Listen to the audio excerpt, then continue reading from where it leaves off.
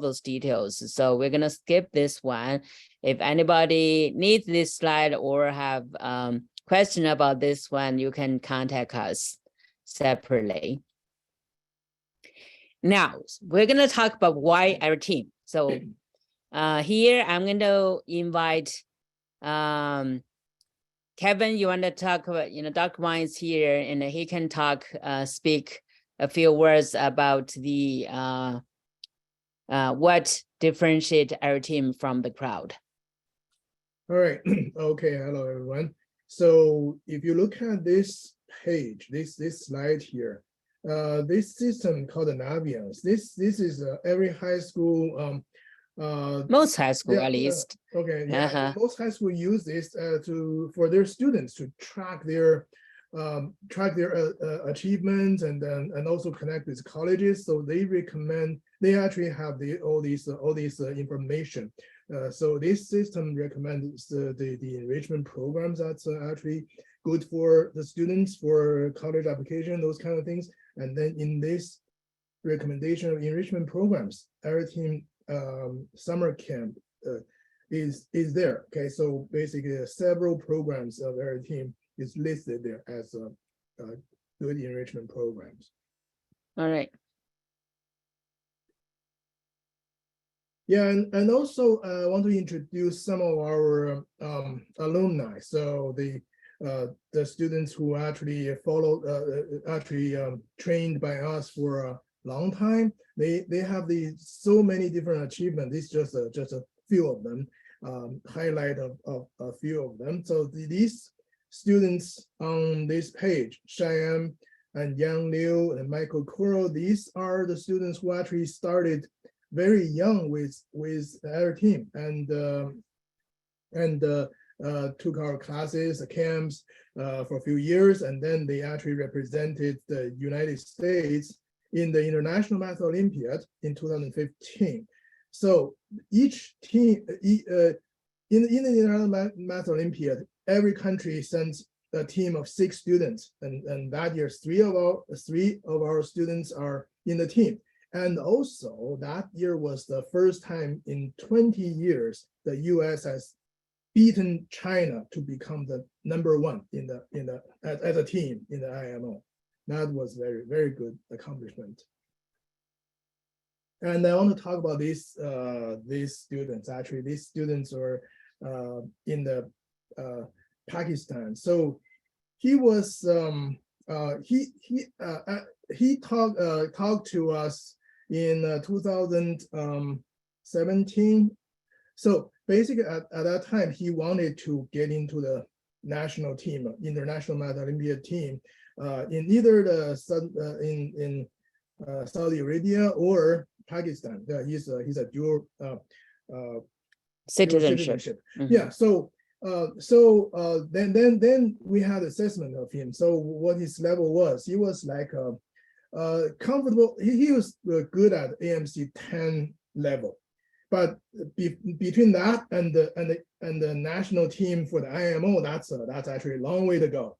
So I basically told them, if you want to do this, if you want to actually become that level, you have to go through all these. We have 4 years of training materials. Actually, we have very structured. We can introduce sometime later. We have very structured training material for students to do well in this math competition, to do well in the problem solving. So we have this systematic way to do this, but it's a total 4 years worth of material, and you only have 4 months to go through them. Can you do it? Then he was like, I could do it. He just spend the whole time to work very hard on it, and within the 4 months time, he actually went through, and then did well in all the training materials. And then I wrote a recommendation letter to the team leader in the Pakistan team. So then he was in, and he got honorable mention in the International Math Olympiad. And then the next 2 years, he was also part of the team. And then in the 2019, he was actually got a bronze medal in the IMO. That was very, hard, and that's very Big good, accomplishment. big accomplishment. Yeah. Yeah. So compared to his team, actually, they only sent 5 people in the team. His score is like more than the combined score of all the other teams. Okay, so yeah, all the other members. all the other members. Okay, so yeah. So that was he was only like 2 points away from a silver medal. That was a big accomplishment. Not very easy. Okay. Later on, he went to the Imperial College in London, and he was graduating from college and applying to graduate schools. And again, Dr. Wang wrote recommendation letters for him too. And he later on got admitted to Stanford, MIT, and a few others. And he was very grateful. He was saying, definitely the math skills he learned, also the experience he accumulated with Areteem, and also the recommendation letters obviously played a main role in his success. Yeah, he's now part-time teacher, part-time instructor for our team. So okay, so these students also, he was very talented, and then he was started learning with us in 7th grade. It was 7th grade, right? Yeah. Well, the first time we had a summer camp, we had a camp. I forgot summer camp or winter camp in Shanghai. Yeah. And he went to that camp in Shanghai, and later on their family moved to Australia. And he, was working with Dr. Wang for several years after that camp, working with Dr. Wang, as one-on-one private coaching. And he became the team member of Australian team for several times, and got gold medal for at least 2 times. And now he went to University of Cambridge, the Trinity College at University of Cambridge, and that the college gave him the scholarship for not only 4-year undergraduate, but also the graduate program. Gave him scholarship when he entered to college for up to the graduate school. So very accomplished student, very bright and hardworking and passionate. Okay, so Patrick Pan was also a very talented student, and he started with us when he was like a 10-year-old, right? Yeah, so he wanted to when he talked to us, he wanted to be part of the Texas Math Counts team.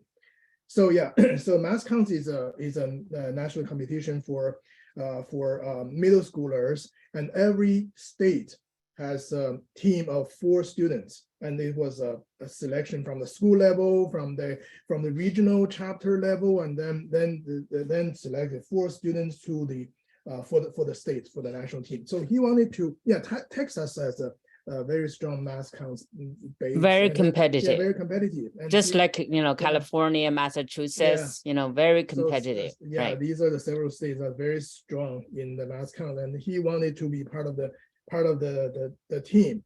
And then he joined our summer camp. He joined our programs, also privately coached by me. Then he not only joined the team, he became number 1, the champion of the Texas team. So and then he qualified the USMO in middle school. In middle school, very young. And then he actually attended the summer Areteem summer camp, and then he was very liked by the campers, and then he was selected the most fun camper at summer camps. And so then at age of 15, he was admitted to Harvard. Right. And so actually he did a lot of big things. Do you wanna say some more about his accomplishments? Well, he is very talented in a lot of aspects, and he went to Harvard. Not only Harvard, actually, he had a co-enrollment with what I call a concurrent enrollment at the music school the Northeastern Symphony. So when he graduated from Harvard, he did one more year, and he got a master's degree in music in that Northeastern Symphony that music school. And also here I'm going to mention right now he is doing his PhD in Cambridge University as well in England. I want to mention something. Here you notice that he was admitted to Harvard at 15. Actually, top university, they do admit students pre-graduation, pre-high school graduation. We've seen a few, not necessarily, a whole lot, but we have seen a few students got admitted to MIT or Harvard, those top universities at an earlier age. They didn't have to graduate from high school. If they can show their talents, they can show that they're beyond the high school curriculum, there are a good chance that to be admitted early. Okay, so this picture is one of our early pictures. This is one class, the Black group class in the Areteem Zoom summer camp. And there are 15 students in this picture. I hope I counted right. And so at the time that we asked about, where everybody went and what's their acceptance, and 12 of them got admitted to, at least one of the top universities.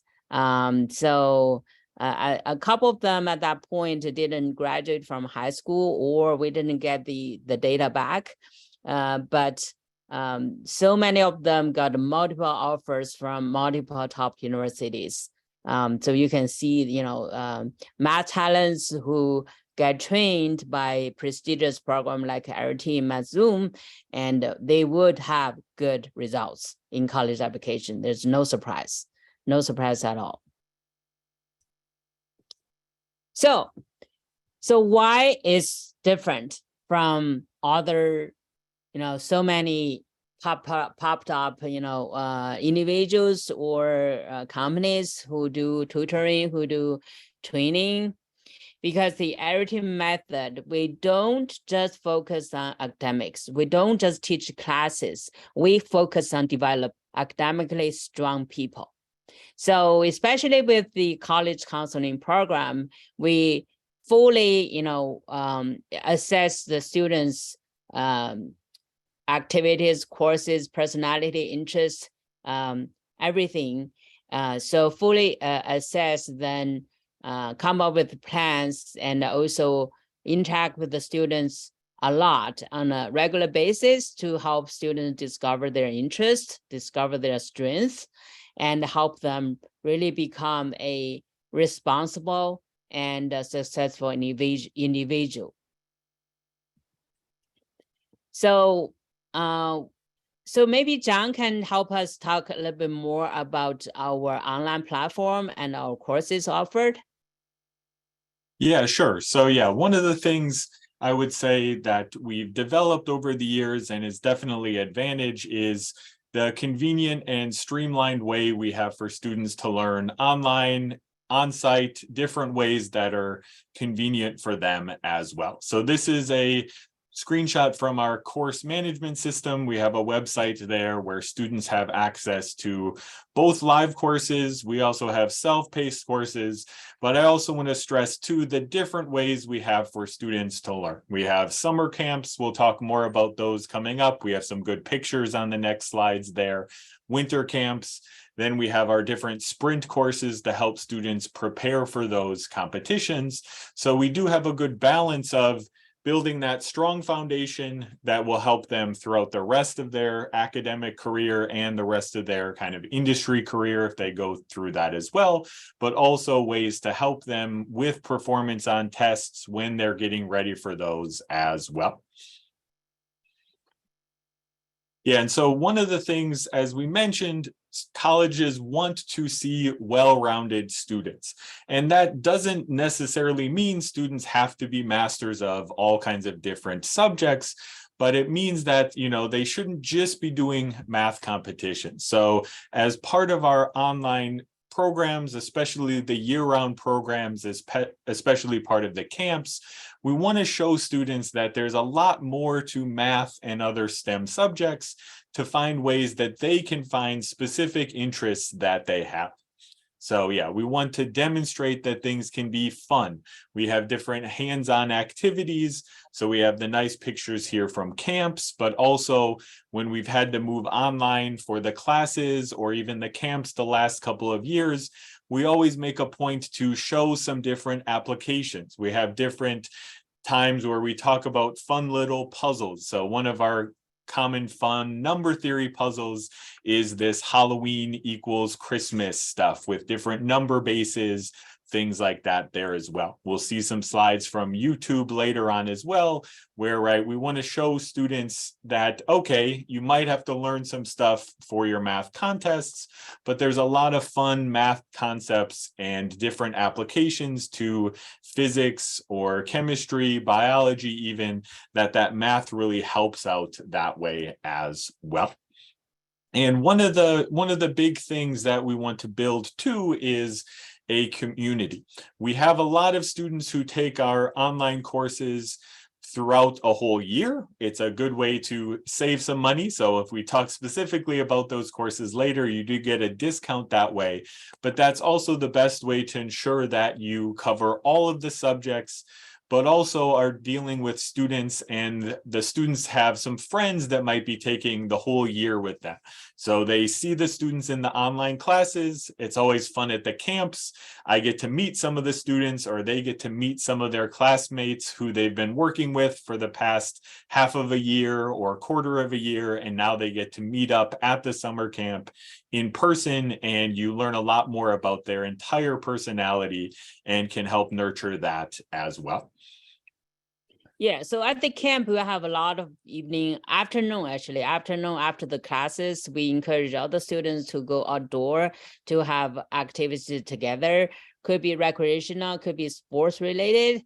In the evening, we have a lot of activities to have students speak up. Give the students the opportunity to interact with each other and also to go on the stage to speak up, to show their talents. We have several slides on that.